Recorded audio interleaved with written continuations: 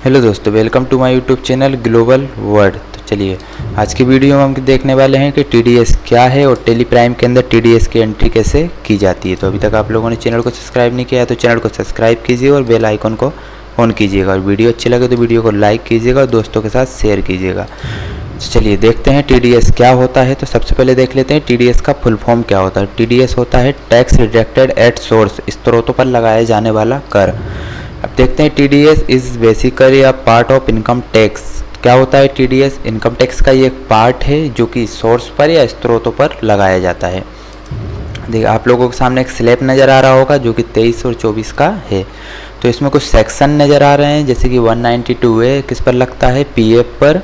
और 50,000 से ज़्यादा का अगर आप लोग पीएफ विड्रॉ करते हैं तो उस पर 10% का टीडीएस जो है काट लिया जाता है। वैसे आप लोगों के सामने कुछ और सेक्शन नज़र आ रहे होंगे और किस सोर्स के लिए हैं वो भी आप लोगों को सामने नज़र आ रहे हैं, ठीक है। तो और कितना क्या उसका लिमिट होता है और कितना % टीडीएस उस पर काटा जाता है। तो चलिए आज की वीडियो स्टार्ट करते हैं। चलिए देखते हैं टेली के अंदर टीडीएस की एंट्री कैसे की जाती है। तो सबसे पहले मुझे अपने कीबोर्ड से प्रेस करना है ऑल्ट के प्रेस करने के बाद मुझे जाना है फीचर्स पे। इसके लिए आप F11 का भी यूज़ कर सकते हैं। तो मैं फीचर्स में जाने के बाद यहाँ पे देखिए एक ऑप्शन आ रहा है टैक्सेशन के अंदर। यहाँ पे मैं जीएसटी को नो कर देता हूँ क्योंकि जीएसटी का कोई भी काम नहीं होता है टीडीएस के अंदर। तो मैं यहाँ पे आप लोगों को दिख रहा होगा enable tax deducted at source, मतलब टीडीएस को मैं यहाँ पे यस करने वाला हूँ। टीडीएस को जैसे ही मैंने यस किया तो मुझसे 10 नंबर पूछा जाता है। 10 नंबर क्या होता है? Tax account number. चलिए मैं यहाँ पे कुछ डिटेल्स फिल कर देता हूँ, जैसे कि मैं यहाँ पे टैक्स 10 नंबर अपना एंटर कर दिया है। अब यहाँ पे फिर 10 नंबर मुझसे पूछा जाता है जो कि अपना डिडक्शन और कलेक्शन के बेस पर होता है। तो मैं यहाँ पे फिल कर देता हूँ। उसका फॉर्मेट होता है, सबसे स्टार्टिंग में आप लोगों को करना है 4 लेटर, उसके बाद 5 डिजिट करना होता है, उसके बाद 1 लेटर आता है, ठीक है। एंटर करते हैं। फिर यहाँ पे मुझे डिडक्टेड टाइप जो है मुझे कंपनी सेलेक्ट करना है। यहाँ पे आपका जो है ब्रांच या डिवीज़न जो भी है आपका वो देना है, जैसे मैं यहाँ पे दे देता हूँ दिल्ली। एंटर करते हैं। फिर आप लोगों को यहाँ पे रिस्पॉन्सिबल पर्सन की डिटेल मांगी जाती है, तो इस ऑप्शन को मैं यस कर देता हूँ। अब यहाँ पे कुछ डिटेल्स फिल करना है, जैसे मैं फिल करता हूँ मिस्टर अमित जैन।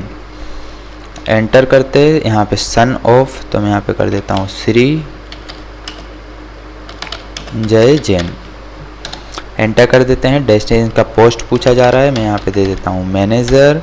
यहाँ पे इनका पैन कार्ड नंबर का फॉर्मेट क्या होता है? फर्स्ट में 5 डिजिट होते हैं, फिर फर्स्ट में 5 लेटर होते हैं, फिर 4 डिजिट होते हैं, फिर 1 लेटर होता है। एंटर करते हैं। यहाँ पे कुछ एड्रेस पूछा जा रहा है, तो एड्रेस यहाँ पे फिल है, तो मैं यहाँ पे एड्रेस सेम टू सेम रखता हूँ, ठीक है। एंटर कर देते हैं यहाँ पर। तो देखिए इग्नोर करना है हमें किसको, जो एग्जिम लिमिट होती है उसको हमें यहाँ पे इग्नोर करना है और उसको नो ही रखना है। फिर यहाँ पे जो भी एक्टिवेटेड स्टॉक आइटम पे टीडीएस काटा जाता है, तो यहाँ पर हम स्टॉक आइटम की एंट्री नहीं करने वाले हैं। स्टॉक आइटम पे कैसे टीडीएस काटा जाता है इसकी डिटेल मैं आप लोगों को नेक्स्ट वीडियो में बताने वाला हूँ। तो यहाँ पर भी इस ऑप्शन को नो रखेंगे। एंटर करते हैं। इस डिटेल को मैं एक्सेप्ट कर लेता हूँ कंट्रोल ए से। चलिए यहाँ पे मुझे सबसे पहले कुछ लेज़र क्रिएट करना पड़ेगा, तो मैं यहाँ पे लेज़र क्रिएट करके बताता हूँ आप लोगों को। चलते हैं क्रिएट में एंड फिर लेज़र क्रिएट करते हैं। तो लेज़र क्रिएट में मैं यहाँ पे आप लोगों को लगाने वाला हूँ जो रेंट के ऊपर टीडीएस काटा जाता है, हम एंट्री उसकी करने वाले हैं आज। तो मैं यहाँ पे लिखता हूँ कुछ लेज़र में rent on building. Alias name देते नहीं है तो एलाइस नेम को यहाँ पे हम स्केप करते हैं। अंडर किसके अंडर आता है? हमारा एक्सपेंसेस होता है, इसलिए हम इसको इनडायरेक्ट एक्सपेंसेस के अंडर ही रखते हैं। एंटर करते हैं। यहाँ पे मुझे नॉट एप्लीकेबल कर देना है। अब देखिए टीडीएस पूछ रहा है इज एप्लीकेबल टीडीएस, तो मुझे इसको अनडिफाइंड की जगह क्या करना है? एप्लीकेबल करने के बाद यहाँ पे नेचर ऑफ पेमेंट पूछा जा रहा है, तो मुझे आप लोग यहाँ पर देख रहे हैं क्रिएट करने का ही बोला जा रहा है, एनी भी आ रहा है और क्रिएट, तो मुझे यहाँ पे क्रिएट करना पड़ेगा। क्रिएट करते हैं। यहाँ पे लिख देता हूँ रेंट ऑफ लैंड बिल्डिंग और फर्नीचर। एंटर करते हैं। जो इसका सेक्शन होता है 194I होता है, ठीक है। तो जो जैसे कि मैंने आप लोगों को स्लैब में बताया है कि अलग अलग सोर्स पर अलग अलग सेक्शन दिए गए हैं, ठीक है। तो जो अपना रेंट का आता है उसमें 194I सेक्शन आता है।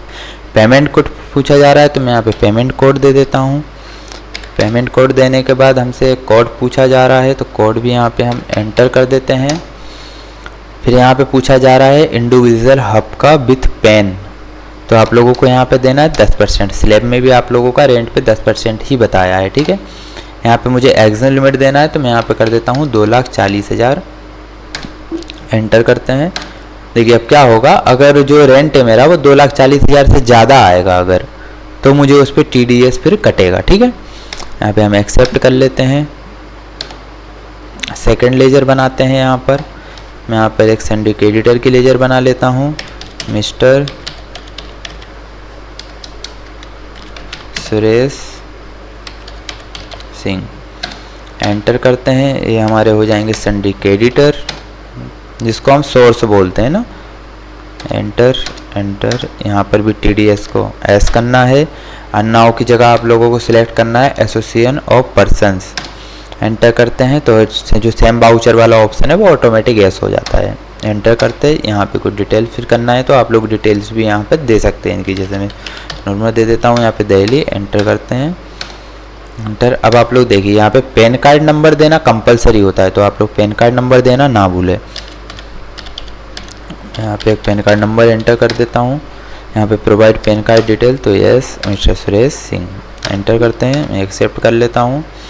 नेक्स्ट जो लेजर बनाना है हमें वो बनाना है आपकी टैक्सेस की, तो मैं बनाता हूँ यहाँ पे TDS ऑन रेंट, एंटर करते हैं। क्या है हमारा टैक्स है, तो ये जाएगा आपका ड्यूटीज एंड टैक्सेस में। यहाँ पर सिलेक्ट करना है आपको TDS, ठीक है। नेचर ऑफ पेमेंट में जो हम लोगों ने बनाया था यहाँ पे उसी को सिलेक्ट करेंगे, ठीक है। और यहाँ पे एंटर, और मैं इसको एक्सेप्ट कर लेता हूँ, ठीक है। नेक्स्ट में यहाँ पर देख लेता हूँ किसी बैंक की लेजर बना लेते हैं, तो मैं यहाँ पे बना लेता हूँ HDFC, ये जाएगा बैंक अकाउंट में।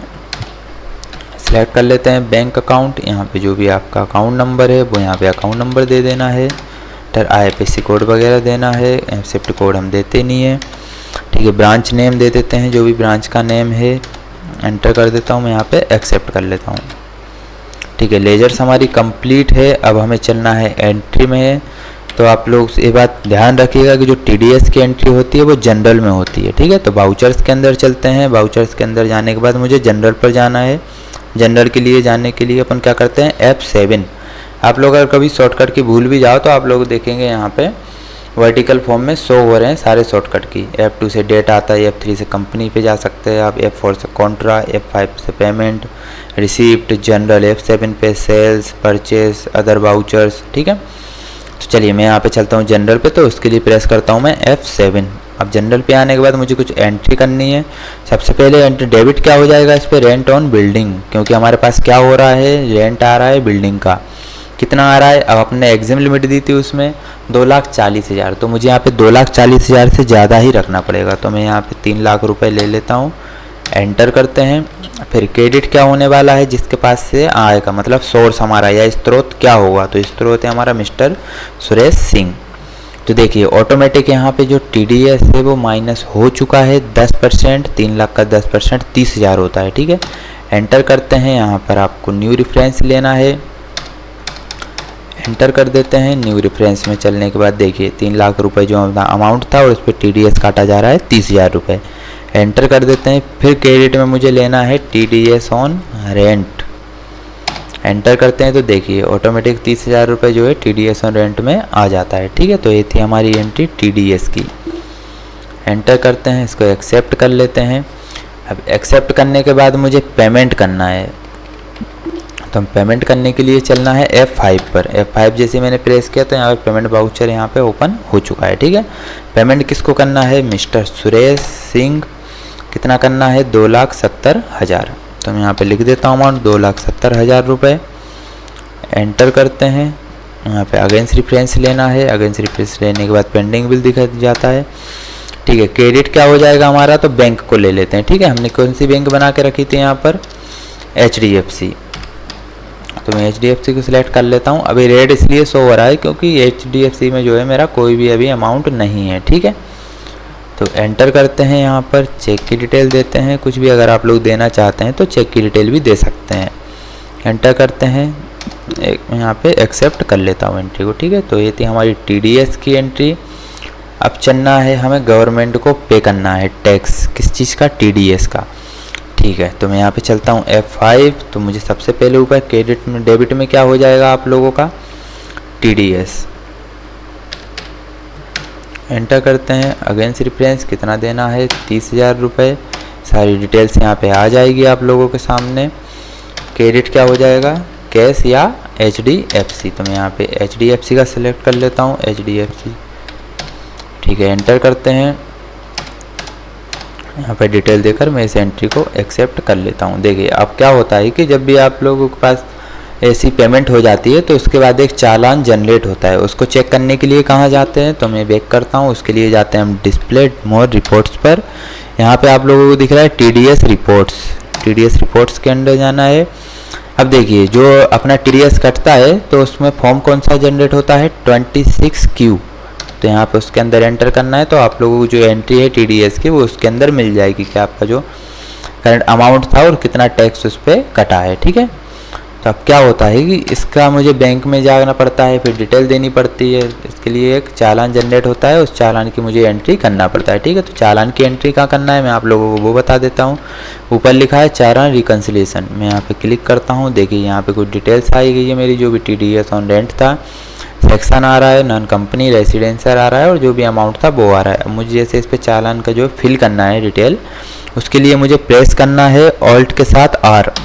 जैसे ही मैं ऑल्ट के साथ R प्रेस करता हूँ तो यहाँ पे मुझे देखिए आप लोग एडिट हो चुका है। ठीक है, अब यहाँ पे कब से कब तक का था तो मैं यहाँ पे लिख देता हूँ डेट। यहाँ पे मैं 1 मंथ की डेट दे देता हूँ। सेक्शन नॉन कंपनी रेसिडेंस, जो भी चेक नंबर है वो हम चेक नंबर यहाँ पर दे देंगे और जो भी चेक की डेट है वो चेक की डेट एंटर करना है। BSR कोड जो जनरेट होता है वो यहाँ पे कोड दे देंगे। चालान नंबर जो भी होता है वो चालान नंबर हमको देना है। चालान की जो डेट है वो डेट हमको बताना है यहाँ पर, तो हम डेट बता देते हैं।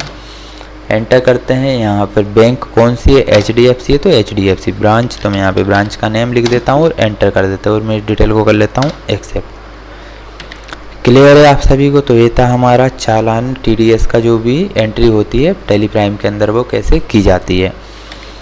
तो देखिए आप लोगों को एक और डिटेल दे देता हूँ यहाँ मैं TDS रिपोर्ट के अंदर। बहुत लोगों को पता होगा कि TDS का जो है हमको रिटर्न भी मिलता है, जो हमारे डिडक्ट होता है उस अमाउंट को हम वापस भी ले सकते हैं। उसके लिए मुझे एक फॉर्म फिल करना होता है जिसका जो होता है फॉर्म नंबर 16 का। ठीक है, तो वीडियो अगर आप लोगों को अच्छी लगी तो वीडियो को लाइक कीजिएगा और चैनल को सब्सक्राइब करिए। नेक्स्ट वीडियो में मैं आप लोगों को सिखाने वाला हूँ TCS की एंट्री कैसे की जाती है और TCS होता क्या है। तो चलिए मिलते हैं नेक्स्ट वीडियो में।